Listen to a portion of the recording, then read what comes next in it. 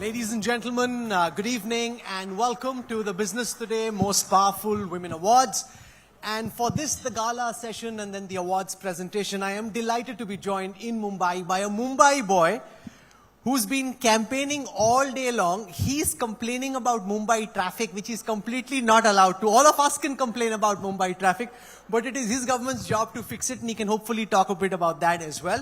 Minister Goyal, welcome. It is an absolute delight. And I just want to say before we start, on behalf of the India Today group, to take out time in the middle of an election campaign, and this is just a few days before polling in Maharashtra, we are very delighted. This is very special. It's taken a lot of effort, and so thank you. Really nice to have you. For our women of substance, anytime. So thank you very much.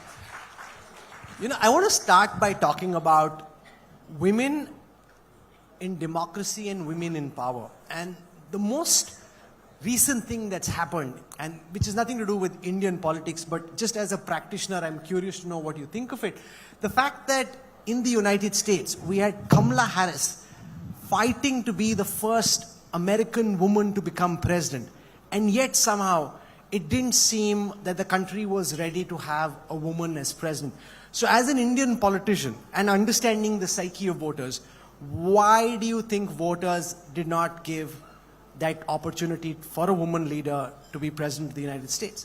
Well, I can't comment on the voters in the United States of America, but certainly we are proud that India gave our women franchise the power to vote from the day we became independent. So much so that in all our local bodies across the country, women are representing in a very big way. Now, on Ganesh Chaturthi last year, we also have passed a law by which all the state assemblies and parliament, Lok Sabha, will also have 33% compulsory reservation for women members of parliament and members of legislature. So India is a country which has a rich legacy of respecting our women. In fact, they embody power, Shakti. तो हमारी मात्र शक्ति है. And I think it's the success stories that India has had in politics about women holding high positions, right from the Honorable President of India, the first tribal woman president that India is proud to have. Again, a woman who's had a very, very illustrious life. She was a teacher, became an MLA, became a minister, and then again went back to social service, only to come back into public service as the President of India.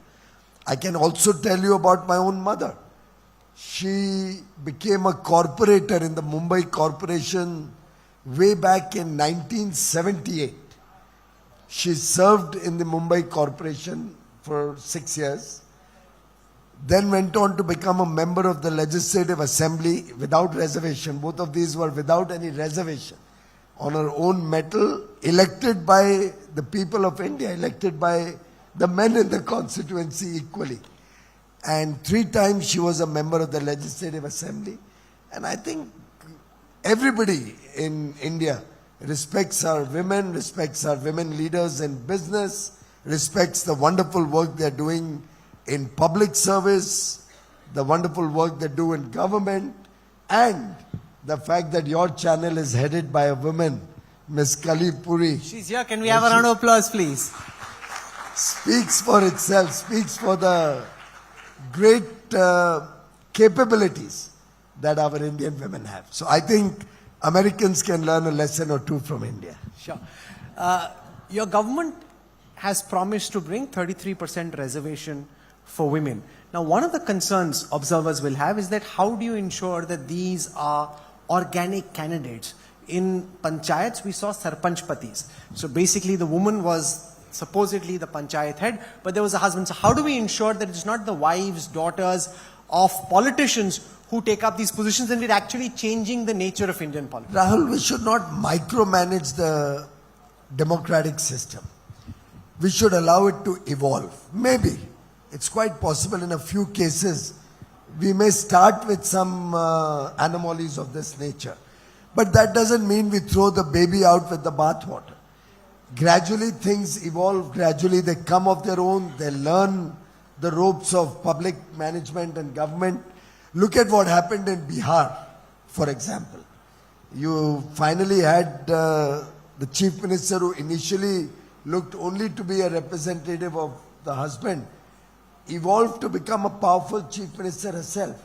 I don't know whether you've seen the OTT serial on this. What was the name of that serial? Was it? It was a serial about similar to the Bihar politics, where the lady Maharani, that's right. Maharani. आपको time मिल जाता है cinema देखने का? अगर मुझे सेन रहना है तो मुझे जरूर कुछ ना कुछ रिक्रिएशन, एंटरटेनमेंट और इंडिया टुडे और आज तक के बियॉन्ड भी जाना पड़ेगा. So what have you been watching of late? What's your top OTT recommendation right now? What did we watch? Did we watch City of Dreams? Mamla Legal hai. Pankaj Tripathi in Mamla Legal hai. That's right. So I have my better So half. who chooses? The better half chooses or you choose? Are you happily married or no? Very happy married. Saying don't change my status also. And do you choose or does your wife choose? So we end up wasting a lot of time trying to determine what to watch. And then by the time we start watching, oftentimes, it's time to go to sleep. By that time, Kalipuri calls you back to the office. आप time ही कहाँ देते हो आप? The minister also, I'm surprised that you get time to watch because each time he's calling, it's usually at say 10:30, 11 at night. So I'm very shocked, honestly, to know that you managed to pull time. No, I think that's something we should learn from the women, how to multitask. And I think what our women do is truly phenomenal. They look after their work or their business or their job. They look after their family. They instill value systems in their children. The kind of multitasking that our women can do, I think is truly phenomenal, and hats off to all of you and all the women of India. Having said that, I think both my wife and I enjoy our morning cup of tea together. We enjoy that at the end of a long day, whatever time it may be. There are times when we've switched on the television at 2 in the night. But we've made it a point that we spend some time together, exchange notes, have the telly blasting out something or the other beyond news. I mean, ultimately, end of the day, our work-life balance also has to be maintained. And that's why we really enjoy getting back home, whatever time of the night, even during COVID. I used to be stressed through the day with a lot of challenges. But in the night, I remember watching the serial. It was quite scary on Charlie. What's that guy's name? Charles Sobraj. We were watching a pretty dark serial on Charles Sobraj. So I think this is a way that we can bring balance to our lives. Interesting. I'm glad that you find things to do outside politics. I thought Modi Sarkar mein people are not allowed to do anything outside politics. Ki subah se leke raat tak kaam karo bas. No, on the contrary, we are encouraged, because unless we connect with the people, unless we get to know what's happening in the world outside, we will be living in a silo and we'll be living disconnected from the people. You don't get elected into government third time around to serve the people if you are disconnected with what the people's aspirations and joys are. Since Piyush ji has brought me into the conversation so many times, I feel it's absolutely polite to intervene in that conversation which is happening on stage. Since you asked him the question about Sarpanch Pati, where women become Sarpanch, but actually the husbands are running the show, I was expecting him to talk about the MP Wives Club, which is part of central government, which is such an important and powerful club of women who are the wives of MPs, and we should really discuss about where the real power there lies. No, we have a brilliant system in our party, in the Bharatiya Janata Party, where our women MPs and the wives of all our members of parliament have formed a Kamal Sakhi club, friends of Kamal, and all of them meet each other, engage with each other regularly, and in those sessions they even discuss issues of public interest. I remember they're having a presentation on what role they could do on skill development, on self-help groups. So I think we have a very powerful way in which our better halves also connect with each other. One of the things that we've seen of late, particularly after the Madhya Pradesh elections, where Ladli Behan came in, now there's Ladki Bahin, the idea that somehow we are normalizing doles and cash transfers, particularly to women, and this is having, as you know, multiple effects. Of course, the women who get it really like it, and it helped you in Madhya Pradesh. It could potentially have a role to play in the Maharashtra elections. But the concern is that this is what the Modi government said they would not do, or the Prime Minister wasn't very keen on, that you get money just sitting at home. He'd rather that money be earned through productive means, or money be earned in a way that it becomes a virtuous cycle of more money coming in, rather than the government giving these benefits. So how do you explain that? I mean, A, the populism, and B, the fact that, for example, in farm, labor is now hard to come by because they've got food grain, they got this money coming in, and they're having these spiral effects also. Well, so I don't think it's just because they're getting free food grains or this Mandhan, honorarium as we call it. I think it's because more and more people are getting work. There's a great demand for people to work and in a way it demolishes the fake argument that as if a lot of people or everybody in India is unemployed. Sadly, some politicians equate employment with a government job, which is really sad. Employment is all our entrepreneurs, all the startups, all the women living in this, sitting in this room, all the achievers. Everybody is engaged in different activities. Having said that, this money that is given to the women is given without discrimination to all women from the middle class and the poor people. In some sense, a respect, in some sense, acknowledgement of the important role that women are playing in our society. The fact that they do so much more at home, which is not recognized, not acknowledged, not really calculated or given any sort of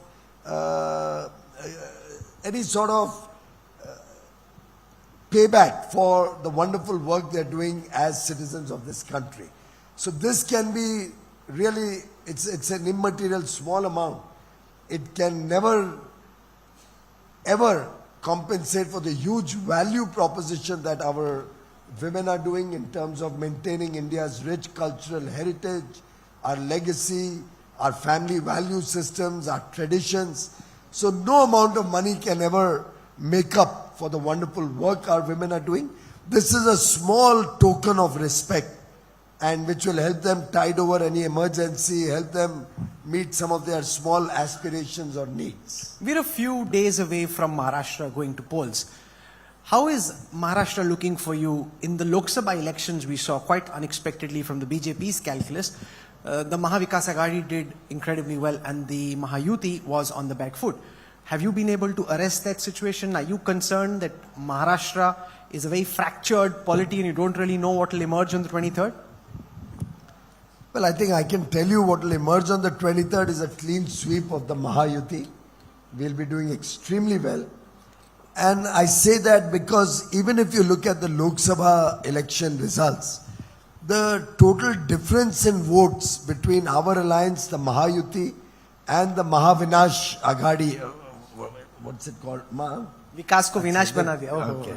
Such a casual slip there.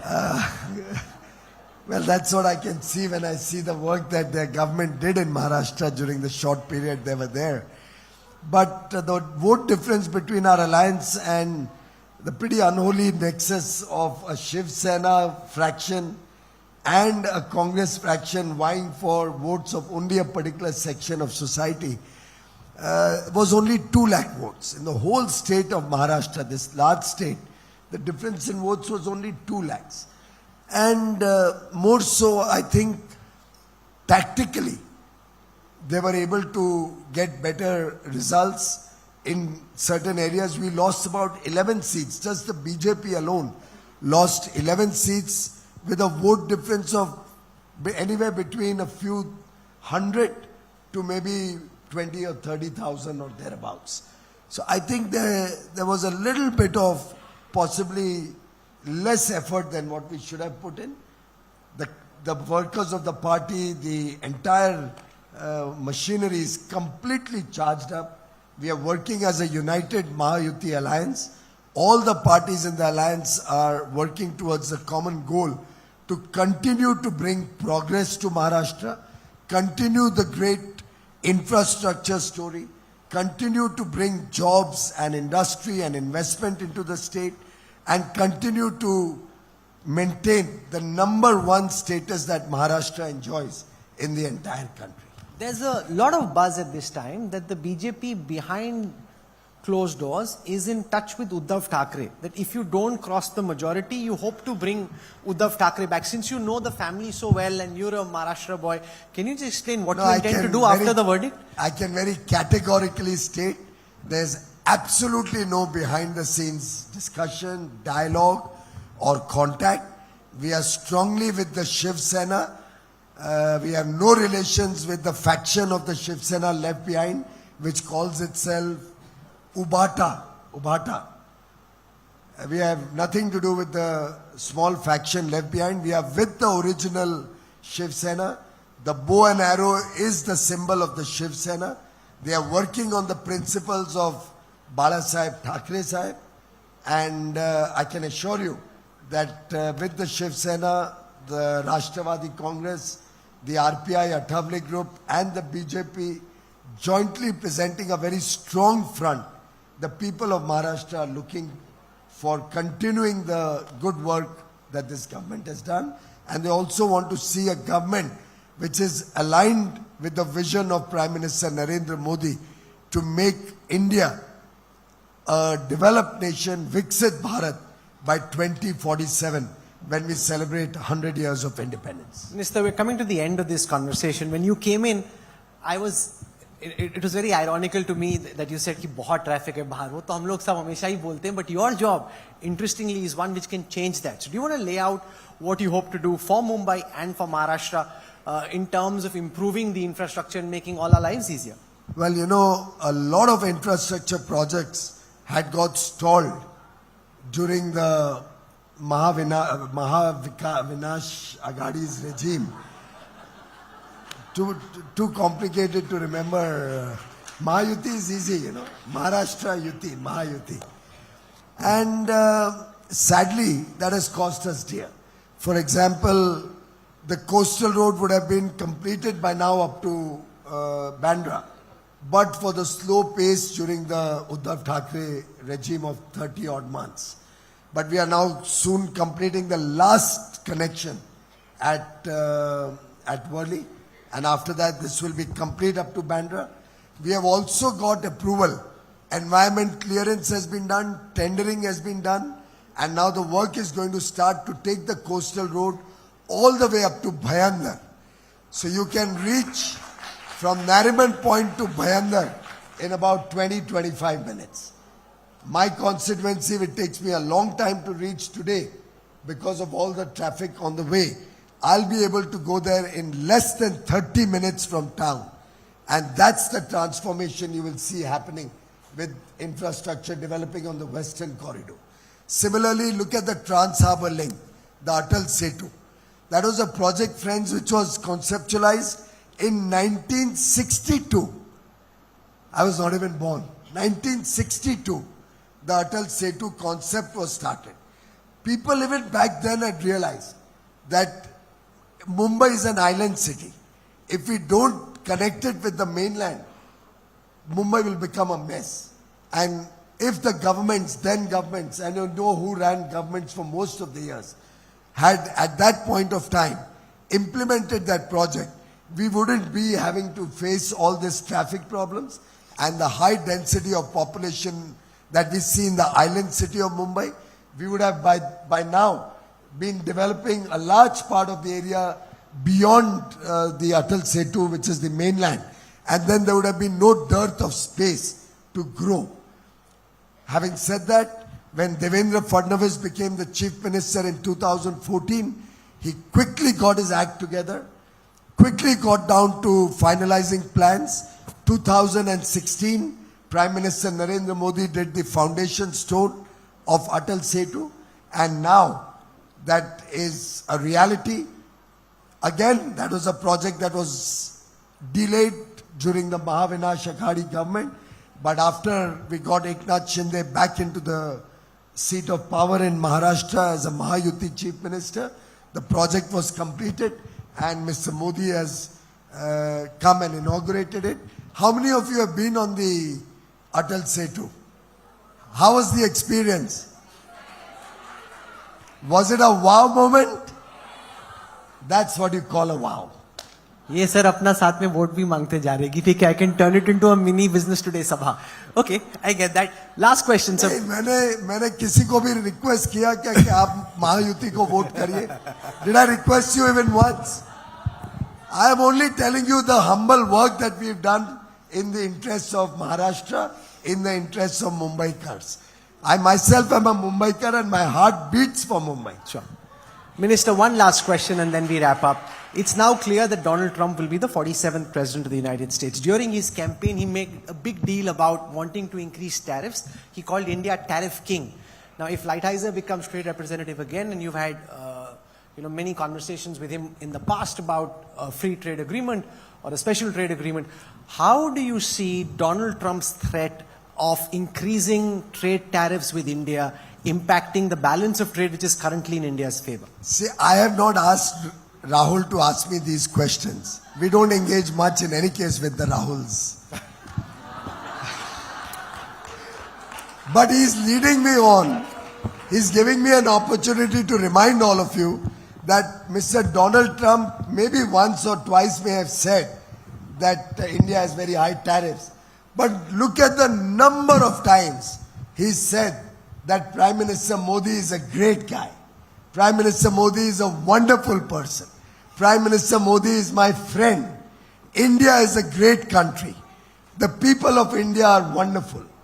Did he not say that the Hindu community in America or in Bangladesh did not worry? I'm coming into government and I will protect you. I will make sure nothing goes wrong with you. I think in more ways than one, Mr. Donald Trump has made it very clear that he likes India, he likes the people of India, he wants to expand business with India, he wants to do more trade with India, and he wants to work with his good friend, Prime Minister Modi. So you don't worry, I had wonderful relations with Bob Lighthizer. It would be great to have him come back as USTR. I'm sure he'll have an important position in the new Trump administration. And I can assure you, and through you and your channel, all the people of India and all the wonderful ladies here, we have great times ahead in the India-US partnership, friendship, and brotherhood. You are not worried about tariff hikes? Well, if it's a tariff hike on China, it only helps India. If it's a tariff hike on everybody, we are all in the same boat. We'll still continue to do well. But I personally believe India is looked upon as a trusted partner by the democratic world. The democratic world wants to work with India because of 4 Ds. Democracy, we have the rule of law, justice prevails, we have demand, 1.4 billion aspirational Indians wanting a better quality of life, working hard with skill, with talent, and many of them represented in this room, all your award winners, all the other wonderful people here. 3, we have the advantage of demographic dividend, a young population. The average age of all Indians is between 28 and 29 years and expected to remain young for many years, which gives us the opportunity to leverage this young population, expand skills, talent. By the way, we have more STEM graduates coming out of India than any other country. And 43% of those STEM graduates are women. So we have a great opportunity with the demographic dividend.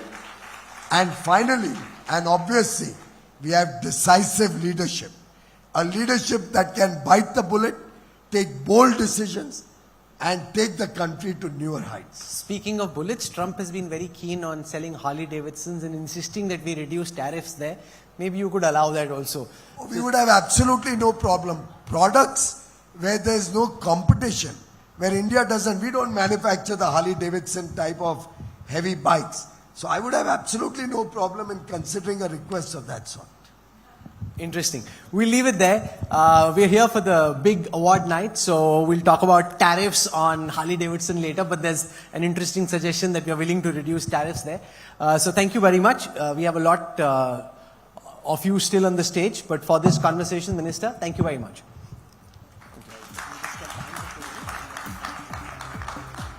Much, Minister. Please stay back for 1 minute on the stage, please, till we request Mr. Dinesh Bhatia, Group CEO of India Today Group, to please come up on stage and present a memento to Honorable Minister, sir.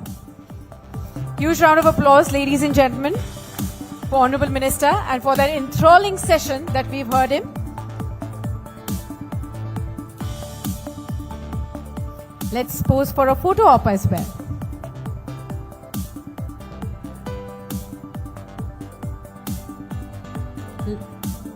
Yes.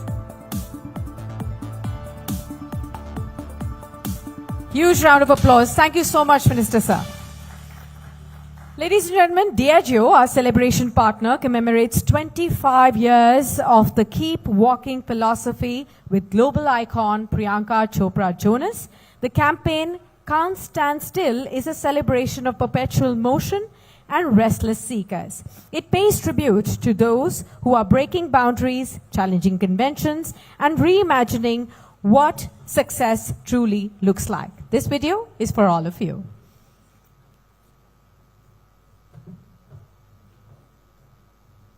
Let's have the AV, please.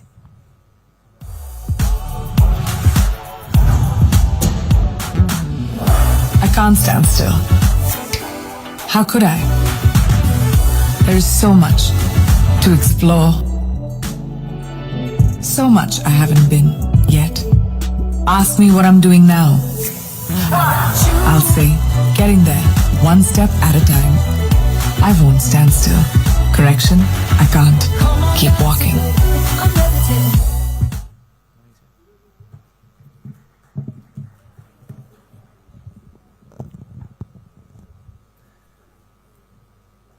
Well, now it's the moment you've all been waiting for. But let me give you a little bit of context. Also, I'd like all of you all to quickly go on our social media channels, on the Business Today channel as well. This sequence is playing live, so if you want to share it with your friends and family, please do go ahead. The Business Today Most Powerful Women in Business issue, launched in the year 2003, has established itself as a powerful legacy of highlighting and celebrating the achievements of extraordinary women leaders across diverse industries. Today, we're going to be giving you a little bit of context, of course, but most importantly, we're going to have the MVP of the evening. And just for that particular exercise, we're honored to unveil the latest edition of the BT MPW magazine issue, which showcases the inspiring stories of the leading women who have made it to the coveted list this year. And for this grand exercise, can I please call on stage Minister Piyush Goyal, Union Minister of Commerce and Industry.